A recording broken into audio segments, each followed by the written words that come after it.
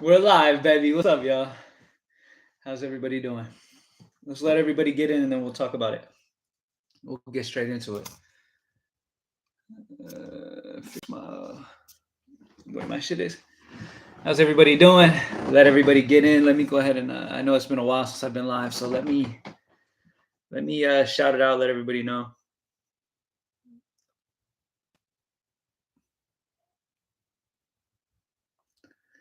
What's going on, y'all? Drop a like as you head in. Welcome in, ladies and gentlemen. It has been a long time since I've seen y'all, man. It has been a long time. Well, I'm not seeing y'all, but it's been a long time since I've been on here to talk DFS with y'all for live shows. But I felt the live show vibe today, so I was like, hey, why not? How's everybody doing? What's up? What's up? What's up? What's up? What's up? What's up? Let me share this real quick.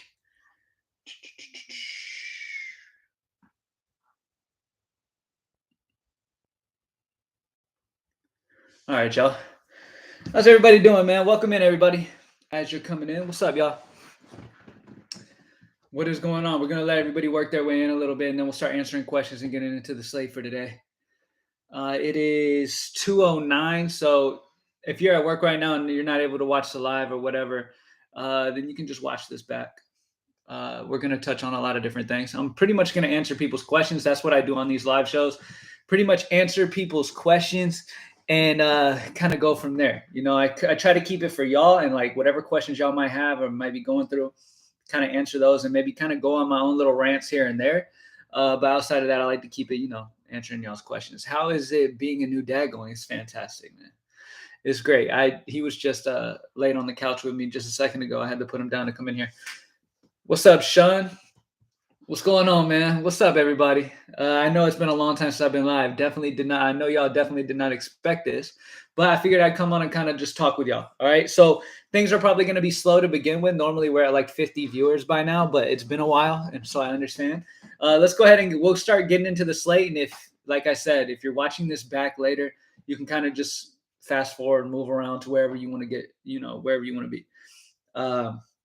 But I'm pretty much just going to kind of answer questions and stuff like that and just go from there. So, first and foremost, let's talk about the teams that we want exposure to today.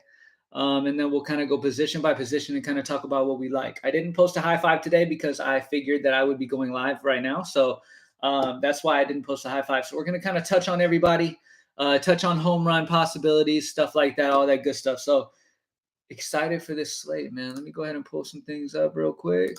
I just had. How's everybody doing, man? It's been a long time since I've been live. Kind of feels weird to be live, honestly. Let's get it, Sean. Let's get it. Thank you guys for joining me, man. Drop a like as you head in. And make sure you comment over in the chat any questions you have. That is pretty much what I'm here to do. Just answer questions and kind of, go from there.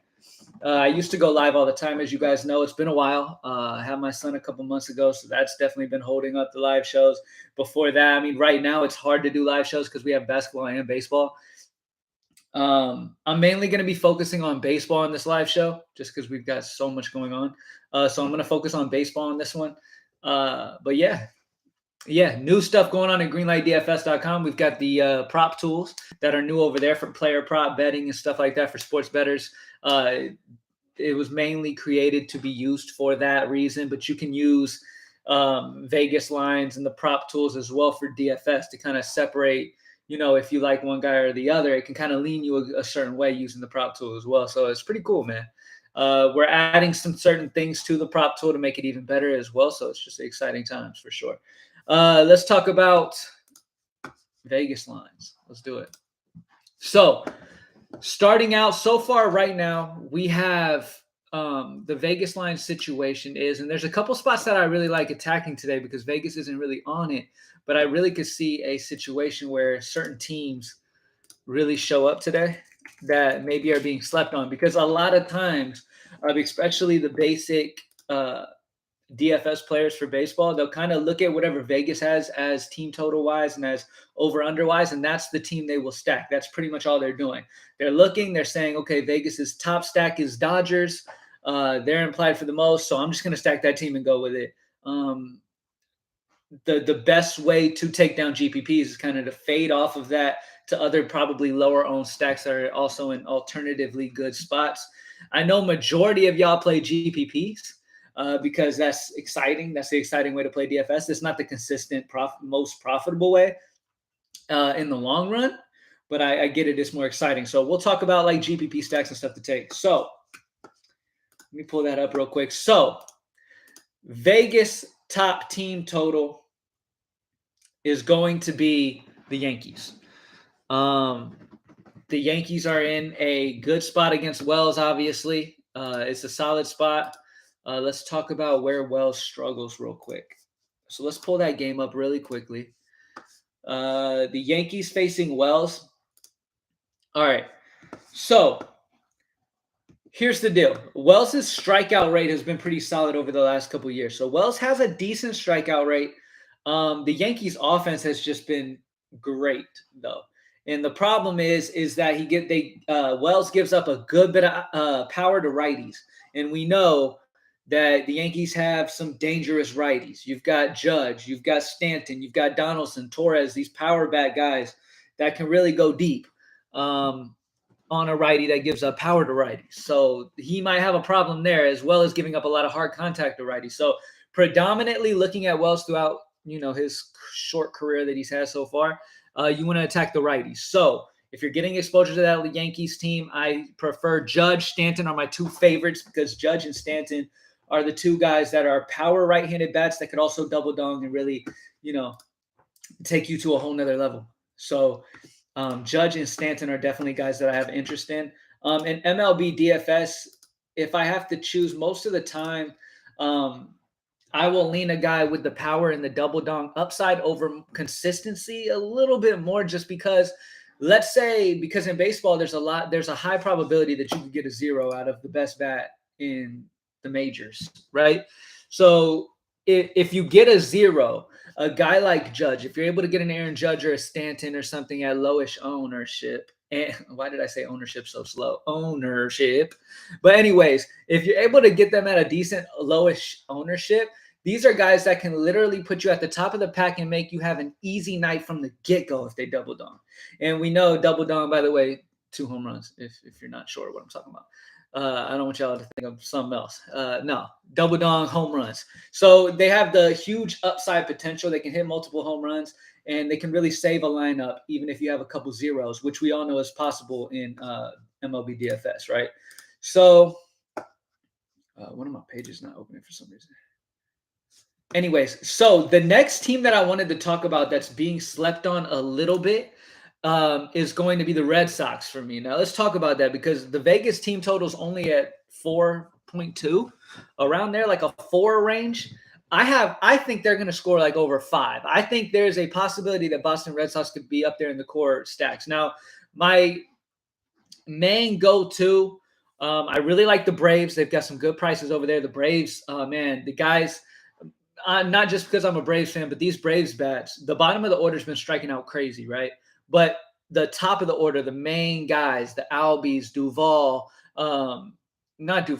Matt Olson, those main guys, they've been really putting the barrel on the ball. They've been hitting the sweet spot often on the bat. They're hitting the ball hard. So the runs are really going to start piling up here soon as things kind of normalize. But let me go back to it. Boston Red Sox. So the team total is lower for the Red Sox than it is the Braves, right? But I like the Red Sox just as much. Stripling has no K rate. Like Ross Stripling does not strike people out. Okay. And that is going to be a major problem. That can end up being a major problem for him for sure. And that is a reason why I have some interest in the Boston side of things. Now, Boston's offense has not been very good this year. If you're new into the live right now, we're just kind of talking about teams, what teams we really want exposure to. Right now, I'm talking about Boston, kind of a lower owned. I'm expecting to be a lower owned stack that you can be a part of. So anyways, what I was saying is Stripling's just strikeout rate is abysmal this year. Okay. Now, last year it was a lot better. He was closer to 20% against righties, slightly over 20% versus lefties. But the problem is this year he has no strikeout rate. And the dude gives up a ton of power to righties last year. He was a reverse split. He was giving a ton of power up to righties, ton of like a high WOBA, hard contact to both sides. So yeah, this year he has done a lot better at limiting hard contact and stuff like that. But remember, this super small sample size. These dudes have played like 3 games. You know what I mean? These pitchers have maybe pitched 2 games, something like that. 2, 3 games. So the sample size is super small. So I would expect Stripling's strikeout rate to kind of normalize a little bit to kind of maybe what we saw last year, around 19, 20 some percent. But right now it's incredibly low. It's like 11%. So Boston is super interesting because if you have a team that won't strike out and they're getting on bases, these guys are Major League Baseball players. And plus, this dude's not a beast anyway. Stripling's not a super beast or nothing anyway. This isn't a Garrett Cole or Rodon. None of that. He's just kind of a basic pitcher, so he can get rocked. So you get 3 guys on base because you just can't strike nobody out. And yeah, things could go bad for you. He's gotten lucky so far this year, and which is why Vegas might have the total low, and Boston's offense has not been crazy. But this is a get right spot, and that's why I wanted to talk about them for GPPs, because he's definitely interesting to me. What's up, Jonathan? What's going on, man? Trout has been hitting good for sure. Yeah. Make sure y'all talk over the chat. Give me the questions that you guys have. I know the questions and stuff, the chat's going to be a lot slower than it normally is because I haven't been live in so long. So I'm just going to kind of talk, and when I flip back over, leave me questions and I'll answer the questions. Let's get back to it. So the Boston Red Sox are a stack that I have interest in for GPPs because I'm higher on them than Vegas is. I think they definitely have an interesting situation here on both sides. I think this game is stackable. I think the over-under for this game is a solid one. The over-under for Vegas is at 9. I would expect it to be higher than that for both sides, honestly. So I think it's going to be a good game for both sides. I really have interest in that. I talked about the Braves. Let's talk about my Braves, because the Braves probably won't be too sneaky just because their prices are really, really good on certain players. Let me pull that up. Their prices, the Braves' prices are crazy nice. There's certain guys in this offense that have a ton of power that are just priced way too low. So, all right, let me pull that up real quick. Atlanta. All right. Atlanta gets the privilege of going against Leader Jr. Now, we have a very small sample size. We don't know a ton about the dude, but what we do know is that so far he has given up a ridiculous amount to ISO, hard contact to right-handed bats. Left-handed bats also are hitting very well versus him. He has a solid K rate versus righties, which is kind of what you expect for right-handed pitchers. Their K rate to be higher for righties than it is lefties. He struggles a little bit versus lefties. So Matt Olson, a guy who's been wrecking the ball, he's a very good option today.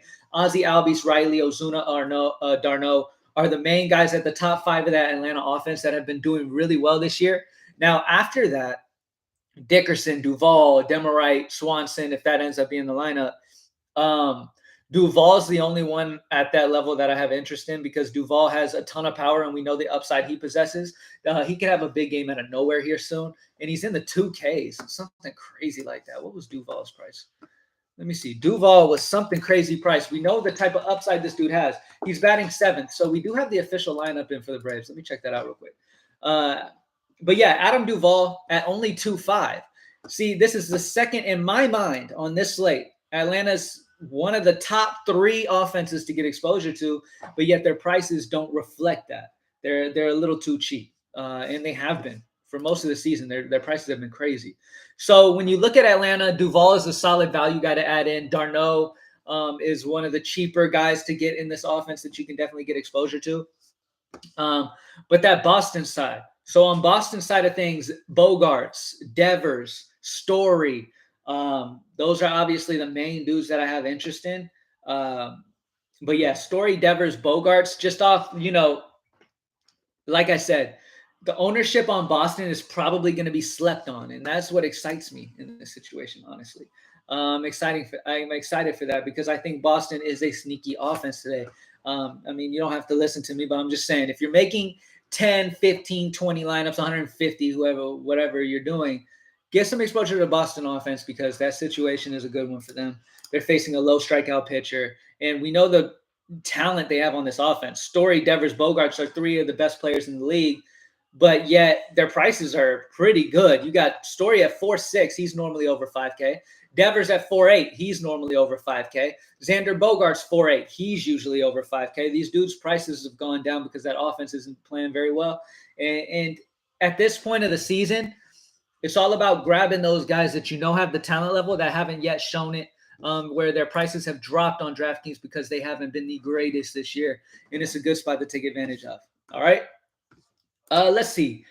What other spot? Oh, okay. I talked about the Blue Jays. Let's talk about the Blue Jays bats that I like. Actually, the official lineup for Atlanta. Let's check that out real quick. Let's see what we got for Atlanta.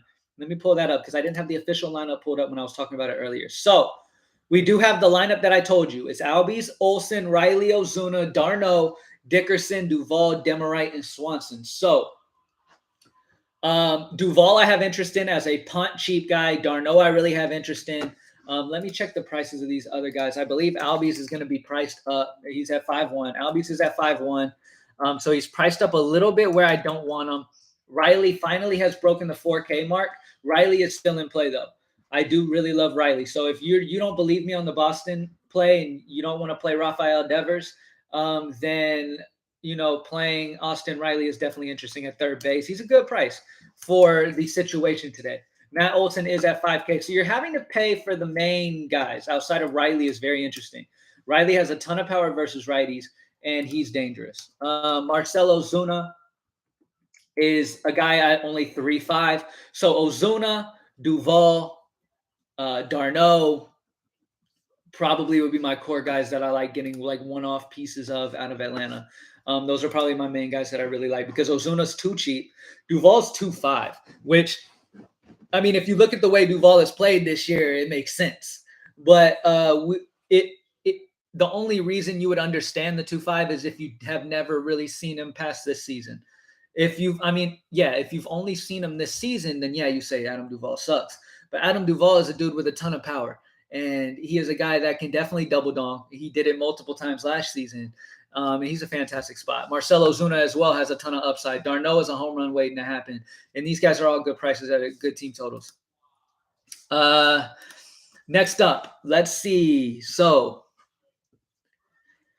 the Angels. So my boy Jonathan came in and asked about the Angels. Let's pull up this Angels offense and let's see what we're working with here for this situation. I personally, let me see real quick where I have the Angels as my stack rankings.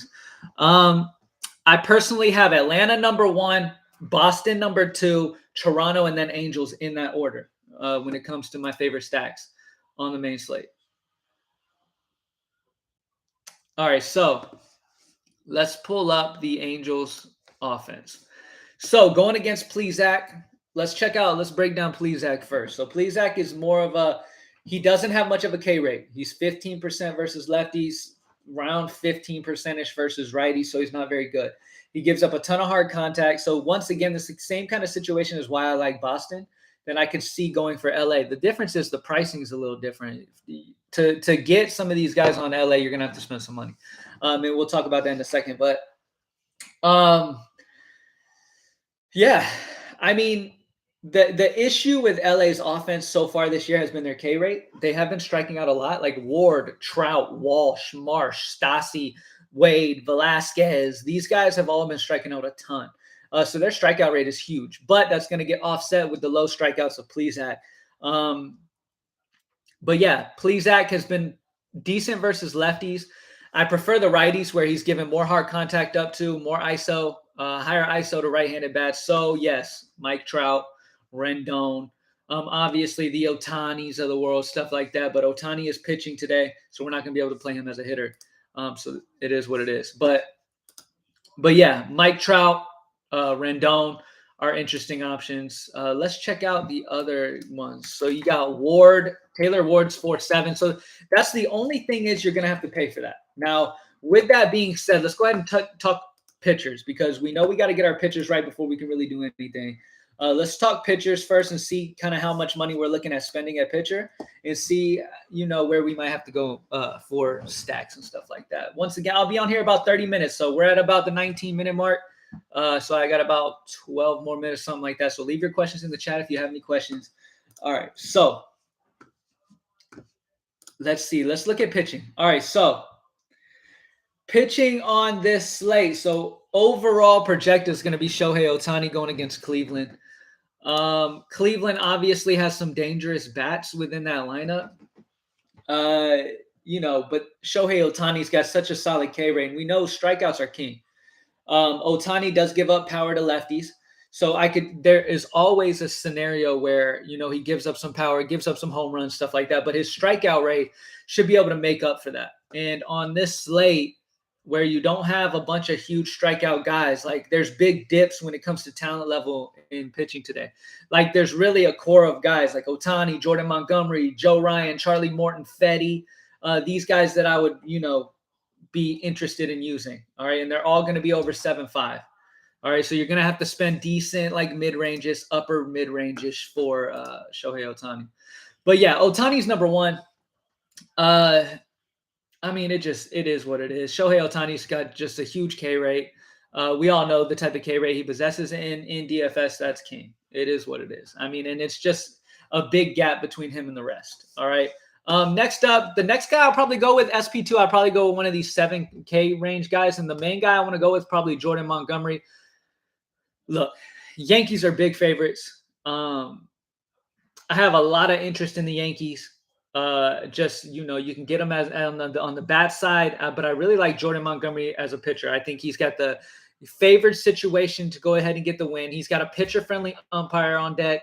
If you check out his numbers props-wise, we have the player prop tool at greenlightdfs.com. When you check that out, you will see Jordan Montgomery's projected 5.5 strikeouts, and the money is on over, as you will see on the player prop tool. And the big thing that the player prop tool does for you is that updates automatically every minute. So anytime big money is put on either way, it updates you immediately so you can see where it's swaying and where it's going. And what you will see is Jordan Montgomery, the money is on over. And I seem to believe that against Baltimore, who strikes out a good bit, they're just not a very good offense. And Jordan Montgomery's a solid option. Jordan Montgomery's just the guy, Oh, man, was a tree. What's up, Cam? Just Blaze. What's up, man? Do you like Lopez from Miami? Washington bats are so right now. Let me answer those two questions real quick. So Pablo Lopez is a decent option for me. He's just 9.9. So the problem is you have to choose him over Joe Ryan. I like Joe Ryan against Detroit more than I like Pablo Lopez against Washington. Washington is at home, whereas Joe Ryan is at home. Detroit's having to travel to him. Same thing with Ohtani. Ohtani's at home. Jordan Montgomery's at home. I prefer, if you look at the numbers, you look at last year, you look at just history in general, pitchers tend to do better at home.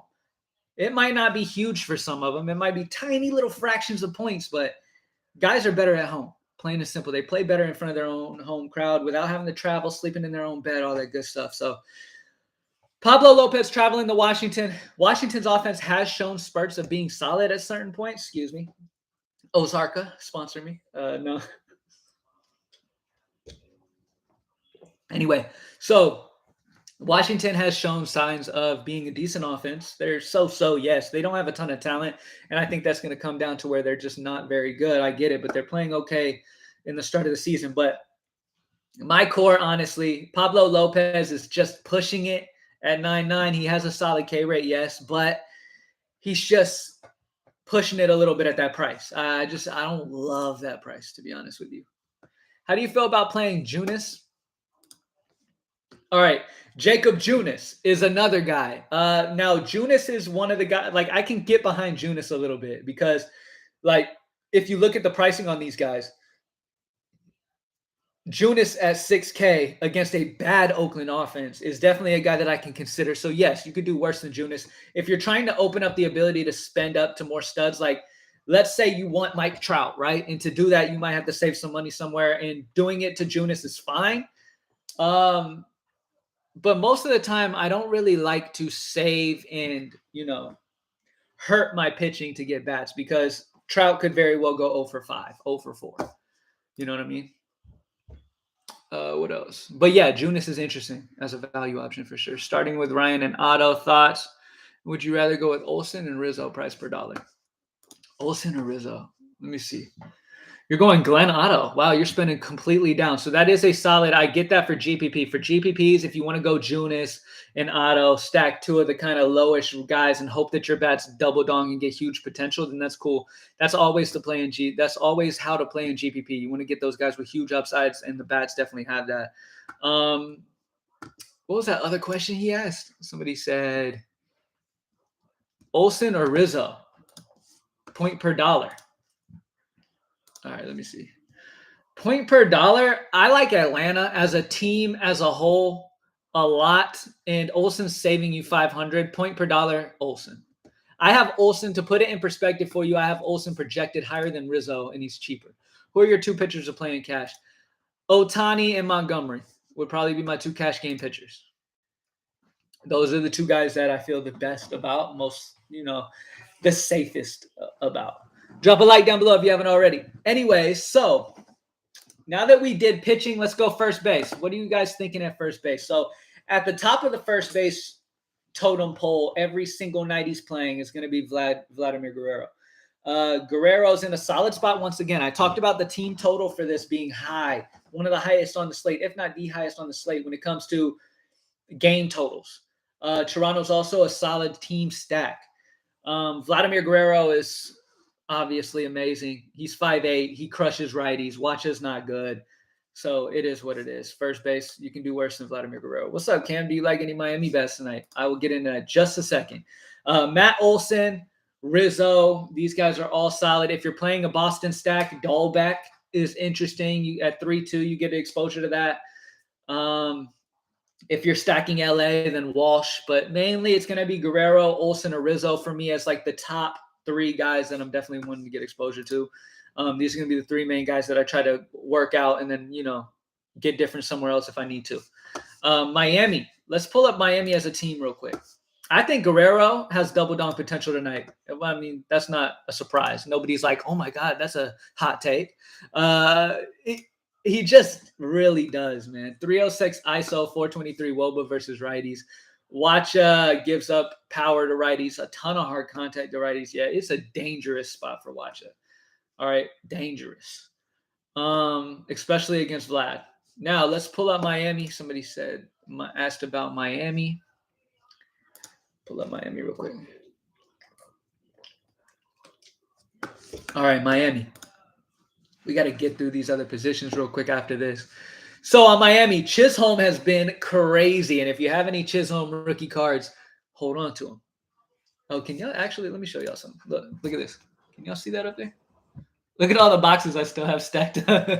Anyway, Chisholm rookie cards, keep them. Sit on them because the dude's a stud. We all know that now. But yeah, they're interesting. I have more interest in Fetty, I think, honestly. I mean, if you're going to take Miami bats, take the lefties.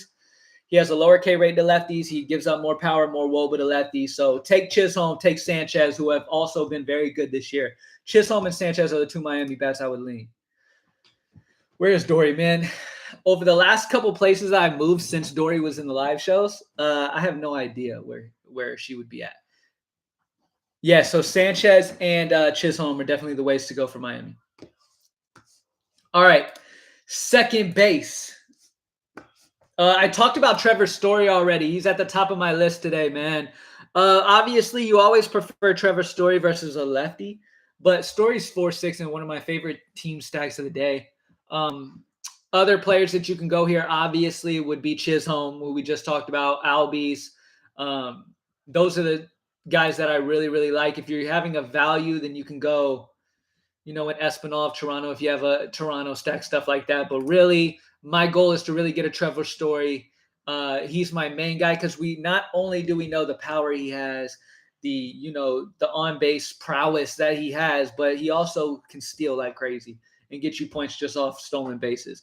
Gleyber Torres, if you're doing a Yankee stack, he's only 3-4. DJ LeMahieu 4-6. Gleyber Torres is batting at 6th, which means he has good runs batted in potential, RBI potential. So that's solid for Gleyber Torres if you're doing a Yankee stack. Arraez, lefty-righty matchup against Pineda, but Pineda is a solid pitcher. So I'm going Trevor Story mainly. Ozzie Albies, Atlanta stack people. Ozzie Albies, obviously, but that's the main core. All right, at third base, let's talk about third base. Rafael Devers, Austin Riley are probably the two guys that I'm really going to focus on here. Brad Miller is 3-5. He's going to have the lefty-righty leading off for Texas against Javier. But honestly, I haven't needed to save money there. Like, not only have I been able to get Montgomery and Otani pretty solid, but I've been able to get all these batters that I want. You know what I'm saying? With no problem. So, but Austin Riley is very, very good. If you have an Atlanta stack, Riley, Olsen, Albies, Ozuna, and Duvall is a cheap option from there if you want to just like one-off from Atlanta. If you're not wanting to stack it, then Duvall is a very solid one-off. We talked about the other cheap option of Ozuna. So Riley, Duvall, and Ozuna, point per dollar would be the Atlanta guys that I have interest in. And Atlanta might be a sneaky GPP stack. Honestly, they might be slept on because, like I said, the strategy for a ton of people who play MLB DFS is just to look at the Vegas's top total and just go from there. And if you do that, you will see the Yankees at the very top. Atlanta's at the same projection, but yet way cheaper for the bats on that team. So just keep that in mind. You've got very well-priced guys for Atlanta and a very solid total. Now, going a guy like Devers will be a GPP type of strategy because a lot of people are probably going to go Riley, that way. But I definitely like Riley today for sure. I like Riley and I like Duvall at third base as my two favorite guys. At shortstop, it kind of just once again depends on how you're playing this slate. You don't have to stack anywhere. You can kind of one-off places if you feel really, really confident in guys. The main spots I'm really liking, Bo Bichette, Xander Bogaerts. I'm not going all the way down to the ninth range for Dansby Swanson. He's just been striking out so much. I'm not going to pay anything for anybody who's just going to strike out a million times. But main guys, Bo Bichette, Bogaerts, if you can get them. The lefty-righty matchup for Corey Seager, you can do worse than that. And yeah, that's about it. There's a guy, Nick Allen, for Oakland at only 2-1. You can pay attention to. He'll be the bottom of the order, but he's a complete punt guy if you want to take a lefty-righty matchup for Nick Allen. Outfield.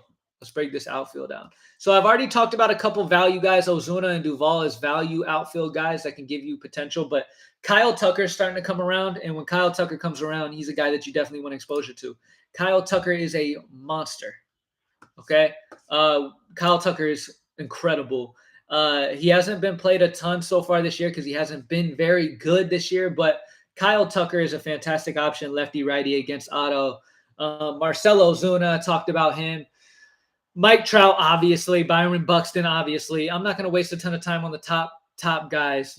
Judge, Soto, Alvarez, these guys. I'm trying to keep it more mid-ranges because if you have the money, you can spend up for those studs all you want to. The Judges, the Buxtons, the Trouts. Do your thing if you want to do that.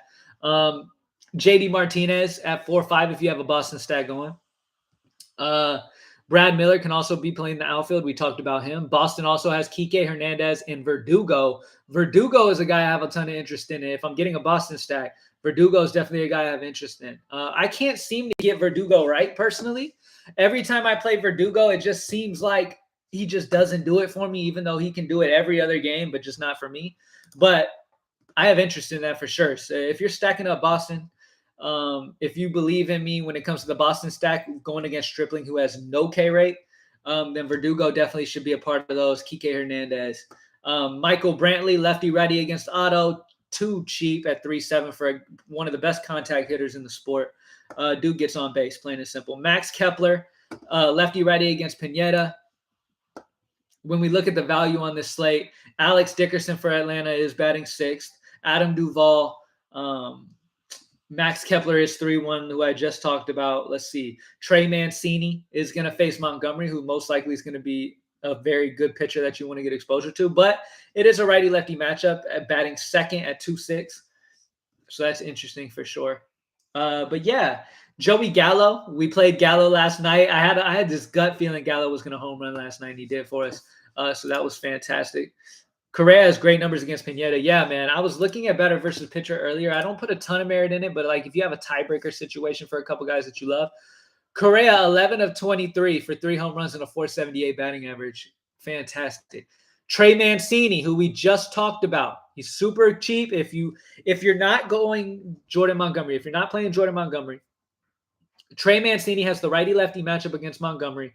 He's super cheap as a value option, and he's 10 of 23 for a home run and a 435 batting average, which is fantastic for a value guy. If you're really trying to just punt a guy, he's a fantastic option.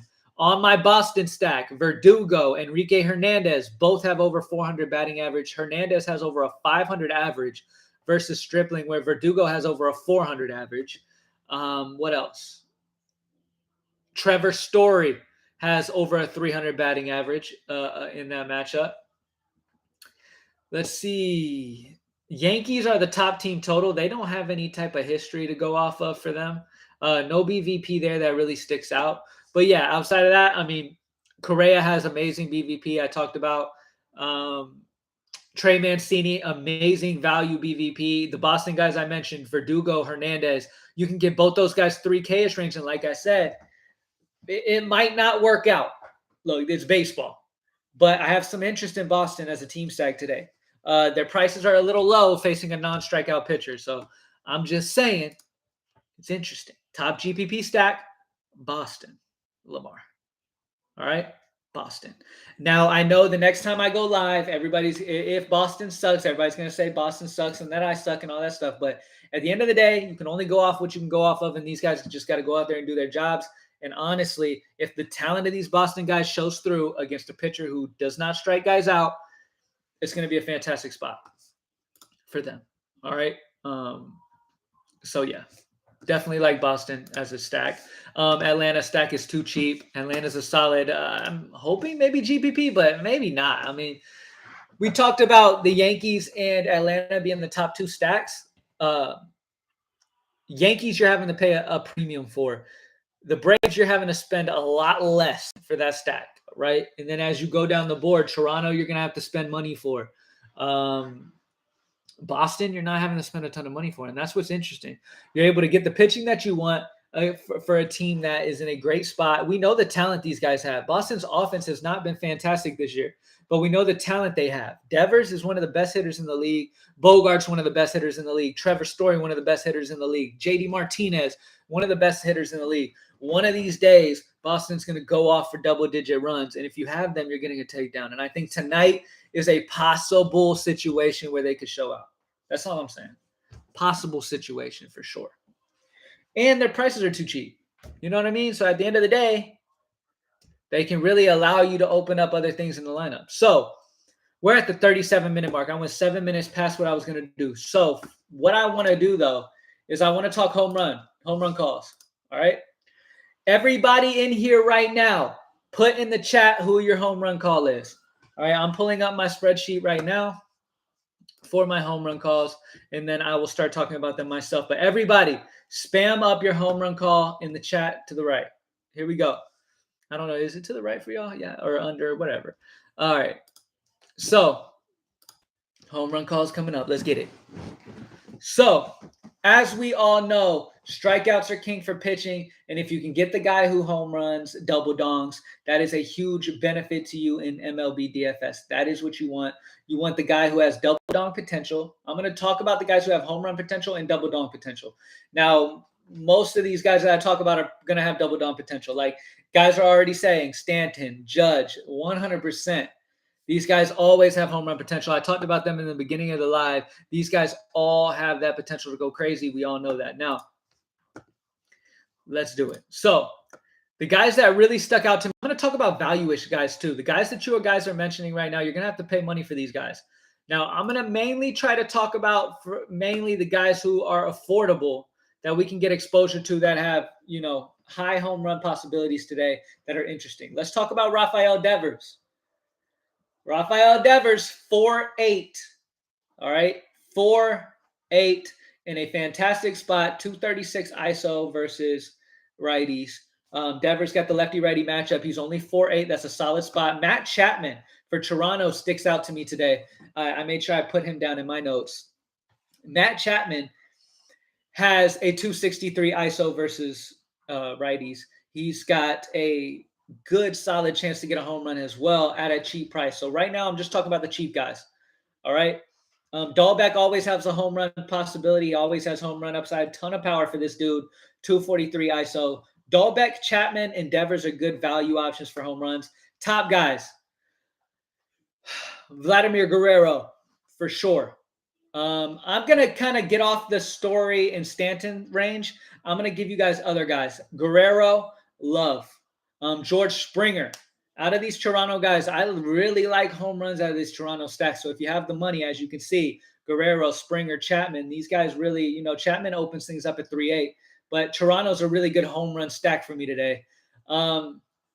Obviously, you've got the Judge and the Stantons, but Adam Duvall at 2.5. I'm going to predict Adam Duvall gets a home run tonight at only 2.5 for this Atlanta stack. Absolutely love the spot for him. So at the spend ups, let's see. Rafael Devers, Vladimir Guerrero, Mike Trout, and Aaron Judge are probably my top spend up options.